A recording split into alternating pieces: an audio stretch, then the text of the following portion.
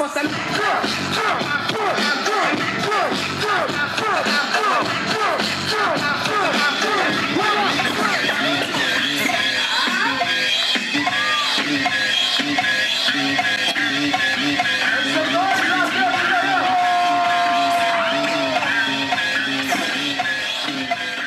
is Brad from TalentBuyer.com. I'm here at 4th and B in San Diego with the one and only Funk Dr. Spock, Redman. So how you feel? How you feel tonight? San Diego always show the love. It's like home, really. Okay. You know, me and Meth been out here since like the '90s, man, and shit ain't changed. They make you work for the energy for one, and plus the San Diego is mostly high half the time.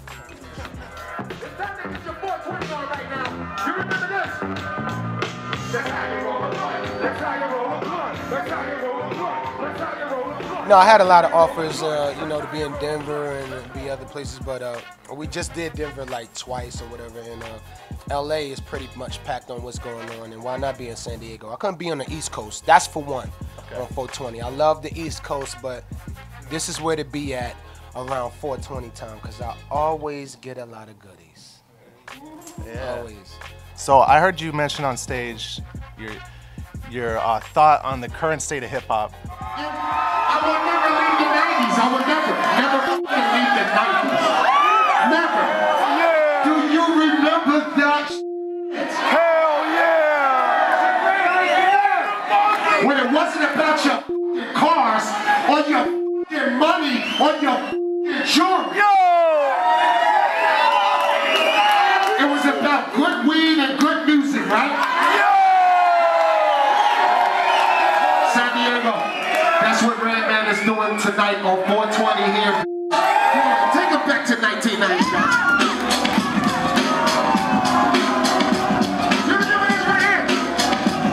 Where you at? Let me see where you at. Hey, put him up. Put him up. Put him up. Put him up. Put him up. Put him up. You see how good that made you feel? You know, long story short, hip hop is more business now, more about money driven. Yeah. It's just missing concept. It's missing that heart. Right. It's missing the ethnic of what hip hop is. Right. The respect of being hip hop.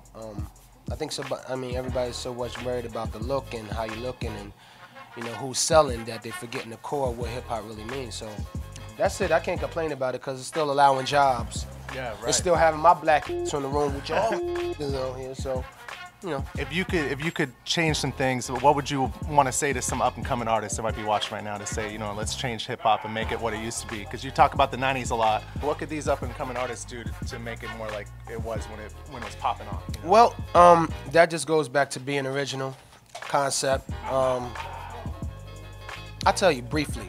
Okay. Remember back in the day, like, you know, not even back in the day, like in the 90s or even before the 90s, you know, when we came out, we had superhero names. You know, like Redman, Method Man, Keith Murray, Ghostface Killer.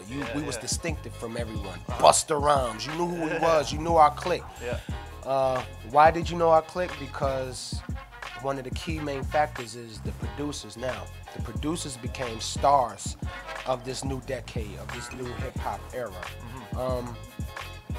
The last main crew that really did it in our era coming out where you knew it was their sound was the Cash Money clique. Okay. You know, when you heard them, you know Manny Fresh was on the beat. When you heard Wu-Tang, you knew that was RZA. When you heard us, you know Eric Sermon. And when you heard Tribe, you know it was Ali Shaheed and Q-Tip. You know, we was distinctive. Now, you know, the producers now want your singles.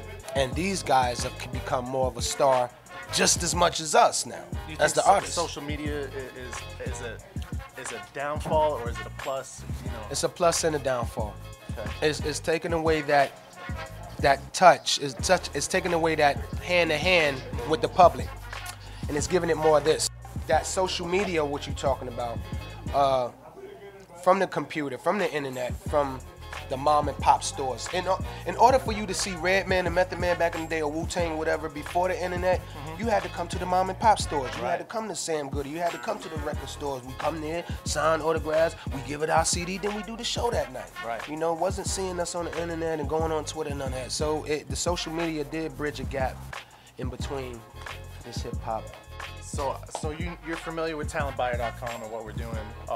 What do you think what are some pluses? What can you give promoters as far as advice and making sure that people aren't getting jerked around in the industry for events and stuff like that? If that's happening and there's a world for that, then y'all doing the right thing.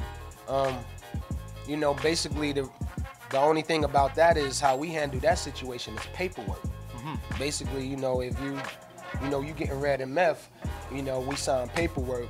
Hey, we signed, we on. You send us bread, and we there. We don't get our other bread till we get there. And that's just how it works. Simple mathematics, you know. We don't come, you get our bread, they get to sue us because of paperwork. It's all a business. For those watching that want to book Redman for their next event, how can we get a hold of your manager directly? You can hit me at The Real Redman on Twitter. You know, hit me directly, and if y'all hit me about, yo, I'm interested in booking this show, I hit y'all with a number right there and be like, all right, y'all can talk to this person. I don't talk business. I will give you a number you can hit directly. You can hit me at The Real Redman on Twitter and Funk.Gilla on Facebook. FUNKDOCGILLA. GILLA. Yeah, Funk.Gilla. Yo, this Redman in the building. You're watching TalentBuyer.com. Let's get it.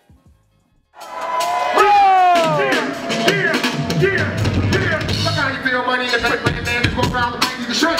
Bring a shake to a gunfight, lose, cause shit in the joke, I wanna meet him in the bank. I'm hungry, Jack, full of a cognac, hypochondriac, where your mommy at, where your laundry, get up the zombie, man, get up the dog, and I got the quarterback. We're all either way, but damn right, the bitch gotta pay the piper. You can't be crazy, the range like running up in the things up with a knife up. I took a piece with a portion, it's up, the man on the top of the bitch, you like ya. In the backseat, fell the diaper.